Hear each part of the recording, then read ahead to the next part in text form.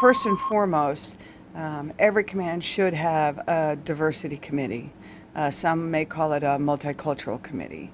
And what it is about diversity and inclusion. And, my favorite website, www.npc.navy.mil, and 21st Century Sailor, my one-stop shopping, and that's where you can find the diversity link. The other site that I urge sailors to look at, and of course our diversity teams and our SIMEOs are already aware of that, and that's the DOMI website. On there, the link that says Special Observances, when you click on that, that's your one-stop shopping on how to find what observances are being held that month. And there's a great guide on there, the guidance for organizing observances. That's the the main publication for our diversity teams. And it's a guide for a chain of command to look at as well, for some checklist items, and some recommendations for other groups, affinity groups that are recognized and tied with that observance. So the guidance for organizing observances is really the best checklist that our diversity groups will use and go in there and, a line by line, how to put these observances together.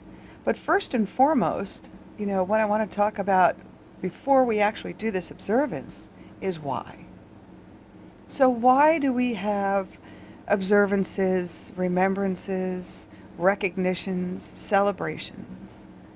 Well, as I said at the opening of the show, it's about diversity and what we have to bring to the table as individual sailors from our diverse backgrounds. And so we educate, we train, we learn from. And today we're talking about diversity observances under the, equal opportunity. But diversity also means, our background as our ratings, as our sailors, or our communities.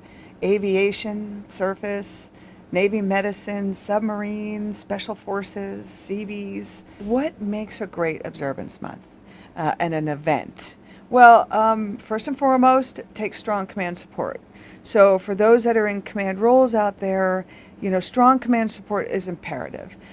Quality leadership, as the project officers or the planners in getting the different teams together, very important. Planning, and using the resources from the DOMI side or the affinity groups that they recommend or that they show on the site. Sometimes appropriate funding. So each committees will do some fundraising. Commands have certain capabilities with other funding supports, whether it's theater and lighting and so forth on the commands. And then you can talk with the chaplain's office, do some local newspaper posting.